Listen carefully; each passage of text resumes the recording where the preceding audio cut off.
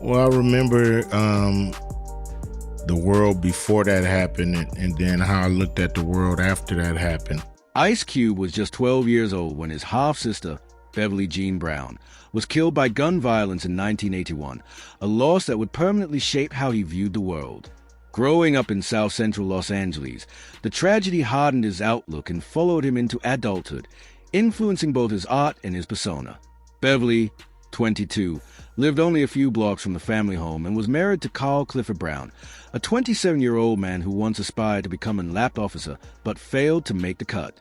Years later, as Ice Cube rose to become one of hip-hop's most respected voices, later controversies and polarizing choices would complicate his public image, leading many to see his journey as a troubling fall from grace. And he didn't make the cut, and it really frustrated him a lot.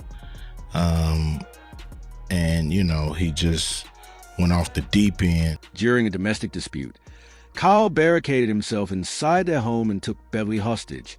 When police arrived, negotiations quickly broke down, and the standoff ended when Carl shot and killed her. About a month later, he died by suicide. The couple left behind a young son, just 18 months old at the time. Ice Cube has since spoken about how deeply unsettling Carl's fixation on police power was, and how the violence surrounding Beverly's death left a lasting imprint on him. So, I think this is like starting my distrust for people who want to be, he was just really jacked up off all the power that the police had over people and what, things that they could do. This event took away a part of Ice Cube's childhood innocence.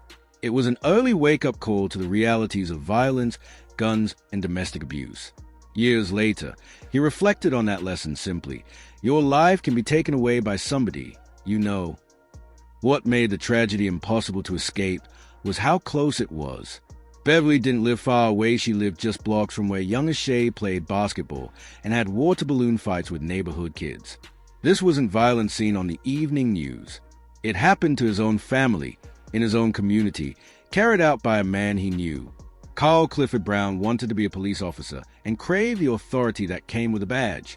When the LAP rejected him, something inside him snapped. Ice Cube saw the fallout of that reject on a man so consumed by the need for power that he turned it on his own family. The message was harsh and unforgettable. The desire for control can destroy everything. That bitterness would linger and later shape some of the most controversial and influential music in hip-hop. But in 1981, Shay Jackson was just a 12-year-old boy trying to understand senseless violence.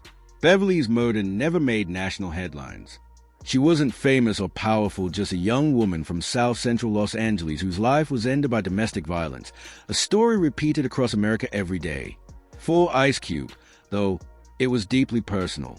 It was a moment the world showed him its darker truth. To Iron interviews years later, Ice Cube said it felt like part of his childhood was taken from him that day. The easy innocence of playing on his block and believing the adults around him would always keep him and his family safe disappeared.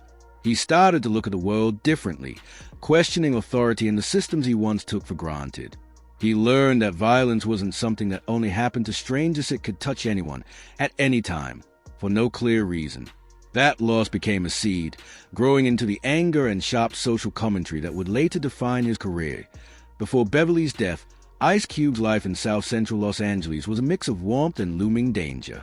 The neighborhood wasn't just a symbol of crime and poverty, as it would later be portrayed in news reports and movies. It was a real community, full of families, friendships, and the simple joys of being a kid. Ice Cube has often spoken about those early years with affection, pushing back against the flat, one-dimensional image so often placed on South Central. It was full of a lot of families, not too many single mothers. It was families up and down the block. Everybody had a lot of kids, so it was a bunch of boys on my block. The sense of life and energy Ice Cube describes is key to understanding who he would become. He wasn't raised in isolation or constant despair. His childhood looked familiar in many ways. Kids in the street, games after school, laughter shared with friends, just like in suburbs across America. The difference was a shadow hanging over it all. Violence could break out at any moment. Money was always tight. Entire neighborhoods were left behind by systems that offered little support or opportunity. That darkness was already present long before Beverly's death. Shootings had happened on his block, and the sound of gunfire was something young Ashay already recognized. He learned early that South Central played by different rules in the neighborhoods he saw on television. The police weren't viewed as protectors, they were seen as an occupying force. The law didn't serve the community. It controlled it. His parents understood those dangers.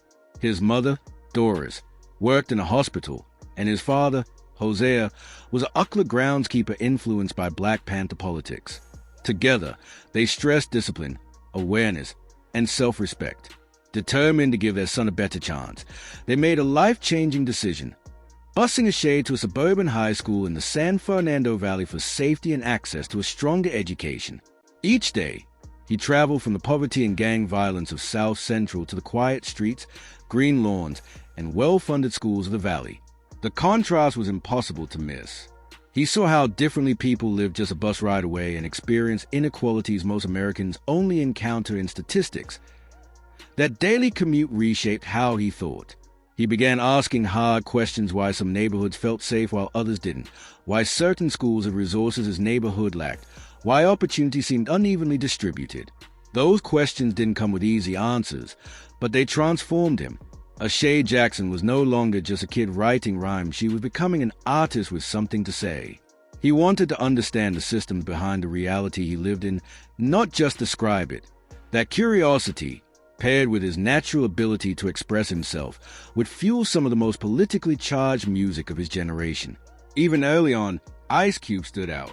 He won art awards in elementary school alongside his friend Jerry Curl, Ilya, Glass, delivered a speech at his 6th grade graduation, and wrote constant verses on, I did a speech when I graduated from the 6th grade.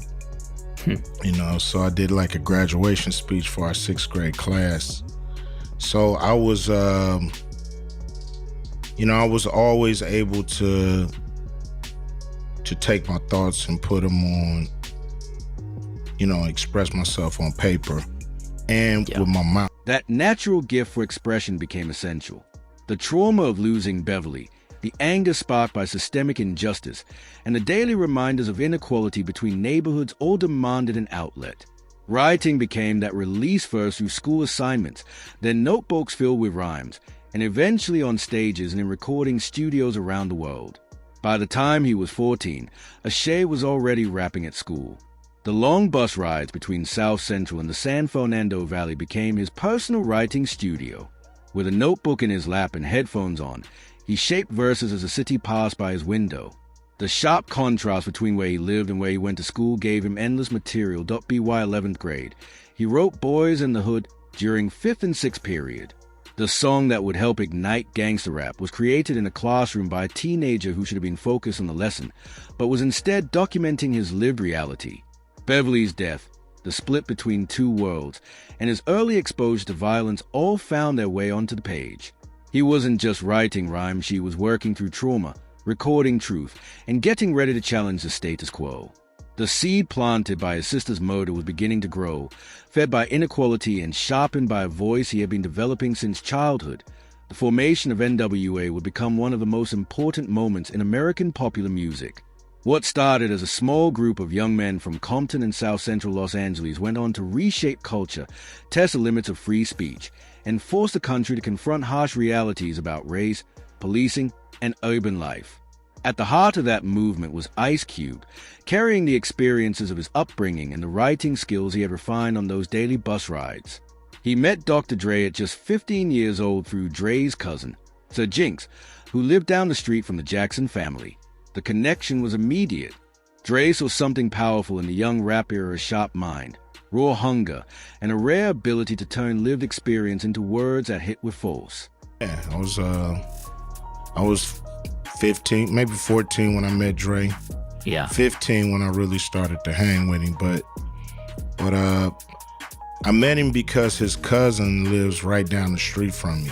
A guy who has produced some of my music before. His name is Sir Jinx, and we started out together, and his cousin is Dr. Dre. You know? Ice Cube's writing quickly became essential to the emerging West Coast hip-hop scene.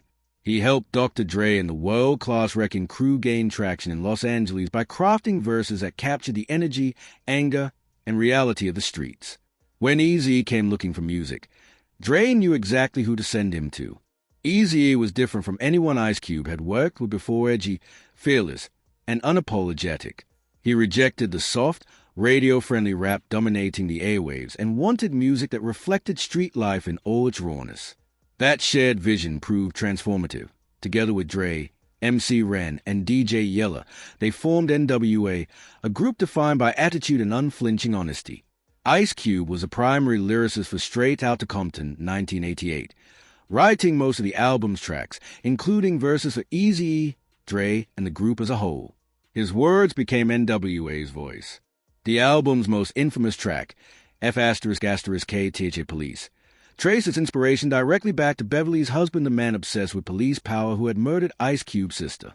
7 years after that tragedy, the anger and distrust simmering inside him finally found an outlet. The song didn't come together overnight. Ice Cube had originally written it as a solo track, with 3 verses ready, but Dre initially resisted recording it. At the time, Dre was serving weekends in county jail and didn't want to give the sheriff any reason to make life harder. Frustrated, Ice Cube crumpled up the lyrics and threw them away, but his friend Phoenix Field retrieved the pages, smoothed them out, and returned them to Ice Cube's notebook. That simple act of preservation changed music history. When it was finally presented to the full group, everyone's personal grievances with law enforcement gave the song a collective power. MC Ren immediately recognized its significance, delivering a prophetic acknowledgement to Ice Cube. The track ignited controversy. The FBI sent a warning letter to their record label. Police departments across the country refused to provide security for their concerts, and radio stations banned song. Yet it spread rapidly through word of mouth and bootleg tapes. F***K THA Police became a protest anthem, a cultural lightning rod, and a song whose message still resonates today, sampled and referenced whenever tensions between communities and law enforcement reach a breaking point. That was the first time I thought about, okay, this is a statement that nobody's really ever made. Like, this is a record that nobody has ever made. So with that, then I started to realize, okay, we got something here that could be our version of Fight the Power, in a lot of ways. Ice Cube understood the legacy he was stepping into. Public Enemy had already set the standard, using politically conscious hip-hop to challenge listeners to think critically about race, power, and society. Chuck D was one of his heroes. Alongside KRS-One, Ice-T, and Marley Marlitis, he called world changers and mind planters. But success brought tension.